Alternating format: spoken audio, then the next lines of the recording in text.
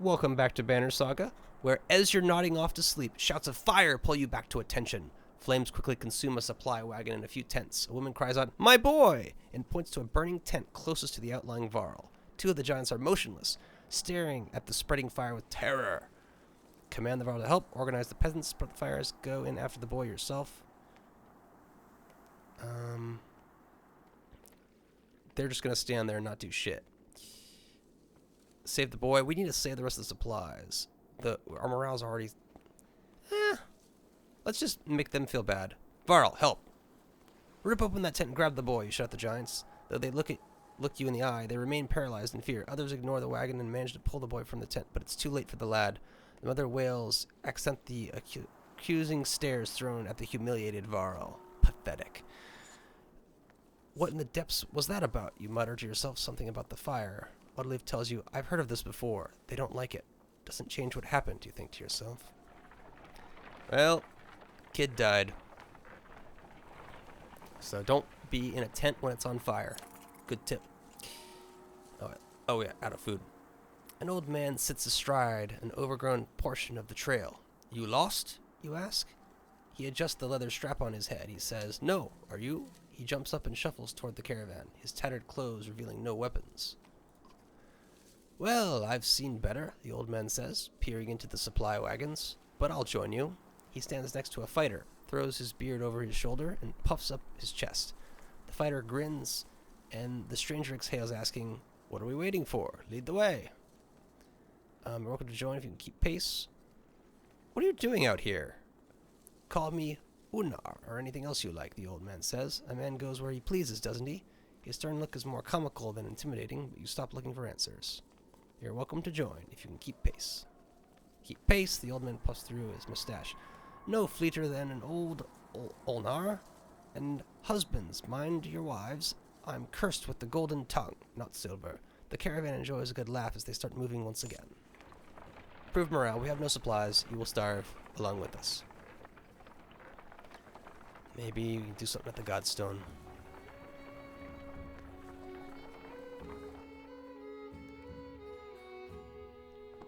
Too many supplies got stolen. Just screwed.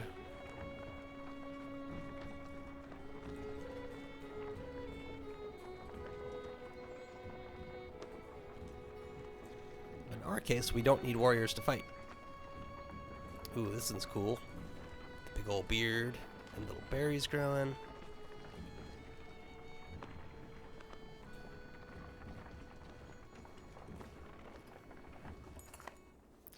The imposing godstone of Bjorulf approaches. His severe visage makes you feel like he's watching you even now. The caravan spreads out, happy to be free of the confining forest and in open fields. Hogan pulls you aside to show you some red berries growing on an ash tree that looks like it was chopped down long ago. These shouldn't be growing here, he says excitedly. I haven't seen these in a long time. He and Mogan busily go about collecting the berries. In fact, in honor of Bjorulf, some of the caravan crack kegs of mead and wine before anyone can stop them. To the only god that matters, they shout. Everyone drinks and you're glad for the merriment that has swept over the caravan. I want to inspect the godstone, even though we really should be collecting berries. You look up at the godstone, Bjornrolf's head surrounded by images of casks of drinking horns. Though he was always depicted as being stern, Bjornrolf is one of the most popular gods of men in Varl, the one who taught them how to brew. It seems like more than coincidence that the long fields around Bjornrolf's stone have always been excellent for growing anything you could need for a good drink. Alright, cool. Collect the berries, baby. What exactly are these? You ask Hogan. When I would travel to Borsgard with my father sometimes, he'd buy us a few of these, Hogan replies. Couldn't be a luckier find. See for yourself. You try one, you can feel energy returning to your tired limbs. Not taking a few more would be a wasted opportunity, you figure. As the hour becomes late, the caravan eventually ready to get back on the road. The day by Bjornrolf's stone is one of the few memories that hasn't been tarnished by the specter of bad fortune, you think to yourself. A tistleberry. I was hoping for supplies.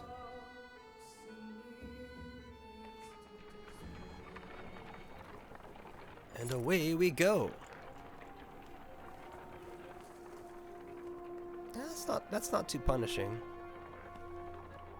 I could just not buy supplies. Some clansmen have discovered a large patch of wild fruit. When you approach, you see some people have begun to sample them. Mother frets about whether they're safe after overhearing one of the children say that it tastes funny. Others start gathering by the basketful. Offer a piece to one of the animals in the caravan. Gather as much as you can, discourage them. Observe someone who already ate some. It's too late anyways. You note the slurred speech of a young man partaking of the fruit. Besides a little drunk, he seems perfectly fine. Gather as much as you can. We need supplies. Gather what you can. You tell the others, thankful to add any amount of food to your stores. Though a few people become a little drunk from the fermented fruits, nobody becomes sick. Rainweek is more of a smattering of farmhouses than a proper town. Though judging by stray dredge stalking through empty fields, it is barely even that anymore. So it might be too late. Rainweek comes and goes as a long series of farmhouses, abandoned and crawling with dredge. The farmers have probably already fled to Borsgard. You try to hurry past, but are eventually spotted. Dredge start ambling in your direction. What is that? Points out Oddleaf up near one of the longhouses. In the distance, a large person, clothes seeming covered in blood, is cursing loudly and stumbling about. He staggers into a longhouse, laughing. The dredge heading your direction turn back, roaring, and begin to pound on the longhouse door. They seem to be holding a grudge against this particular person. You doubt the door will hold long. I'm too curious. Let's find out. Against my better judgment, we should probably do something, you say. The others agree, and even though it means putting them all at risk, as you quietly approach the dredge, have managed to splinter the door and break through. Hey! Shouts a Varl wearing all red, standing on the other side of the dredge. Came all the way up here just for me? He seems unconcerned about the dredge, and he hoists his enormous sword. I got a scarlet feather, apparently. Siegeborn. Bjorulf. Oh, he's a level 5. Oh.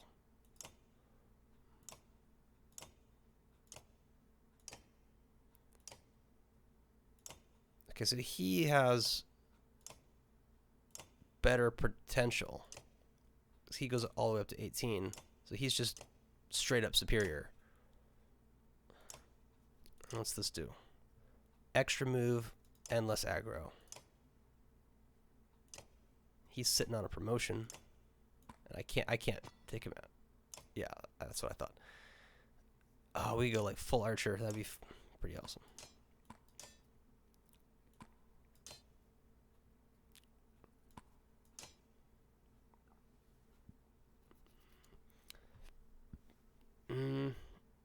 Usually he's good to have.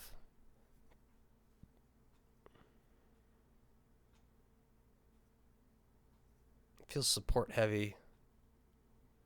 Kind of want the shield man. Just put Ivor in there for now. But he need. They're actually similar. 13, 12.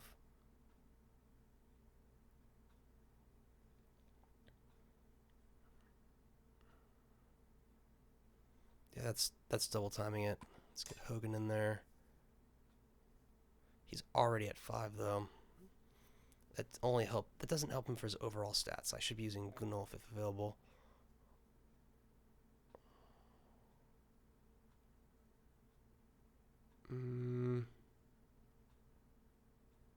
Let's go.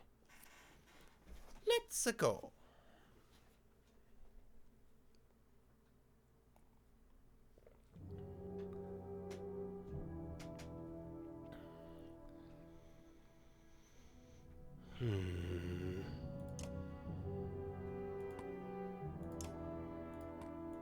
Get him out in the middle.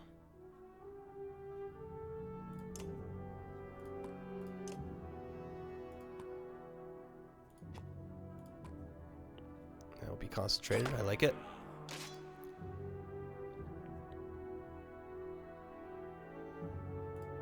Just start from here. Why not? Oh, wait. Why does he only have willpower is spent to move further and stuff. Oh, because our morale is so bad. Okay. I did not know he had that chain ability thing.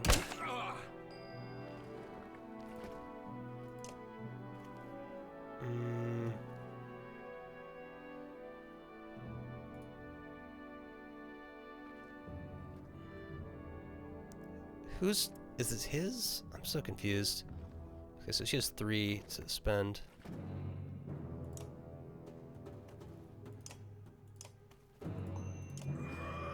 Oh, it's him. Oh, never mind.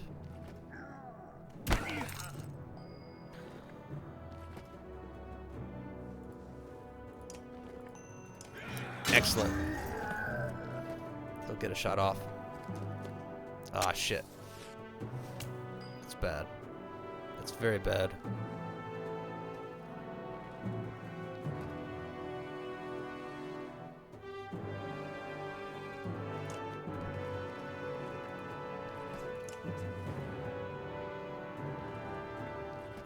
Let's do a freebie. I think she might be in the range still.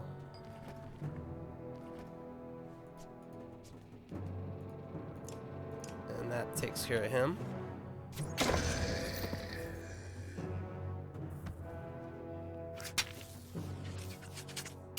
Ouch. Alright, that's kind of a freebie.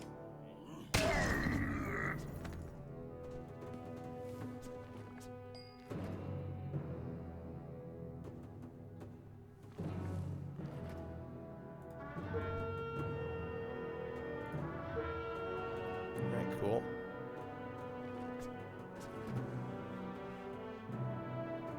Now, why can't he use exertion? I don't understand that.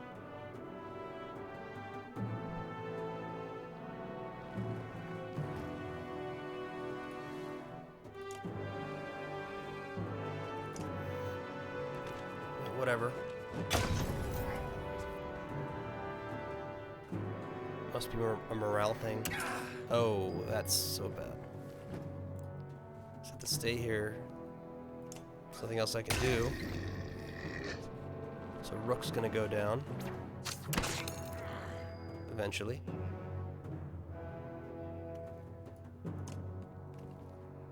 Oh, why didn't that count? Level 2.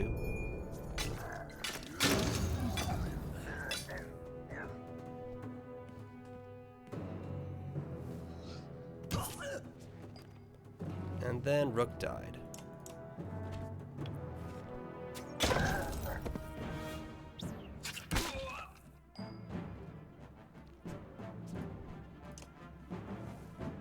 Ah, so close.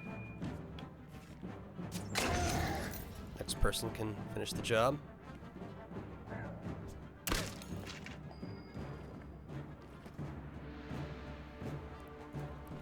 Let's push him forward.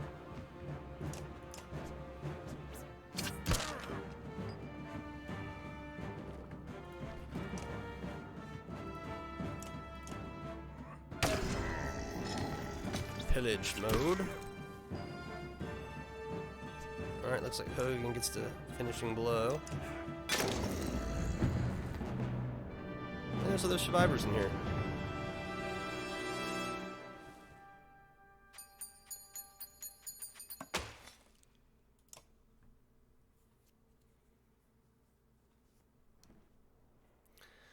Welcome to my mead house, Sigbjorn's House of Mead. Wasn't expecting a varl this far south, or this drunk. I can see that. There are people huddled in the corners of the mead hall, looking on with uneasiness. Who are all these? Who are you people? Oh no, they're friends. They made this place. It's not really mine. You lured Dredge back to a room full of unarmed people. What is wrong with you? Come on, I saved everyone in here. They shared some fine drink, the best drink. Wait, I was saving your ass, remember that part? If you knew you'd come up here, you could have told me. What do we do with this guy? How much meat's left? The townspeople show you a huge stack of barrels filled with quality mead and help you haul them back to the caravan. Sweet. I'll miss this place. Good memories. See, we got our priorities straight there. And we got 3 days worth of supplies. Let them help you gather up the cask of mead and head back to the caravan. Sigbjorn and the other survivors in tow. The caravan gives the boisterous Vara a large berth as you set out for Borsgard.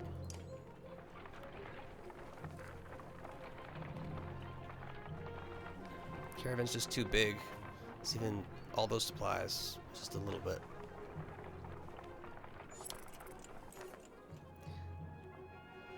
Ugh, what did I do? Sigmund wakes in a pool of his own sick.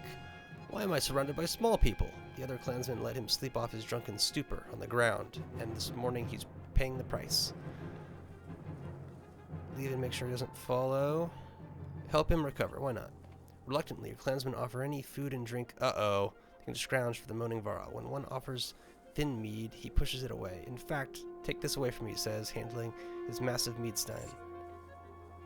Eventually comes to you. I won't get into the details. I was supposed to bring those casks from Redingvik to Borsgard. I drank maybe half by accident. Point is, you don't tell anybody what happened, and I won't tell anybody about the mead. You got it, okay? Trust me on this one. You agree, and get back to travel. Got his blessing.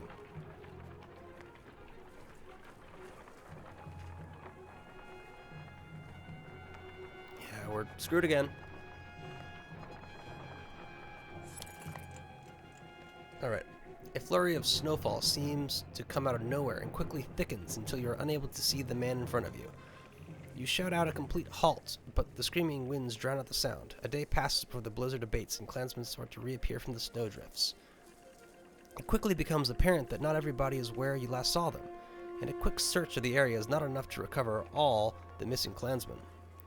Make a thorough search for lost, ask volunteers, make a bonfire, and wait for missing members to return. Move on. Commit to an hour more, that's all we got. While calling out for the missing family and friends, the clansmen trample the snow into a boggy slush. Any chance of finding tracks are soon lost, and the caravan slowly submits to their solemn failure.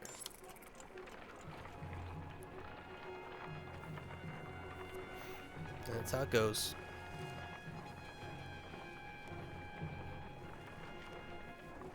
It doesn't look like a godstone, but it's something up there. Stop! A resolute voice calls from somewhere in front of you. The surrounding terrain comes alive with armed fighters surrounding the caravan. No need for bloodshed, the leader says. Leave a couple of wagons and pretend you've never even stopped here. How about you leave what you've got instead? Inform them about the coming dredge. I'm guessing you have no idea the dredge are on their way, you shout. If that's the case, friends, says the leader, we'll need those supplies more than ever. Without even a glance at his own men, the attack begins. But we have no supplies to take. If I'm going to do that, that's the better play, quite honestly. Long run. Kind of like this.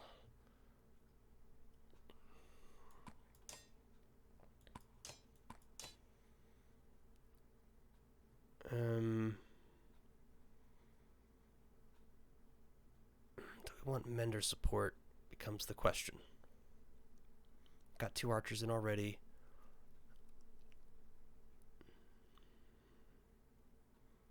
It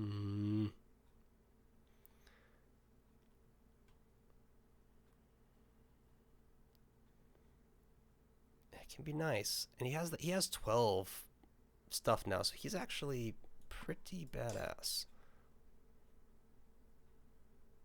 And I have enough. He gets improved ability. Let's do it.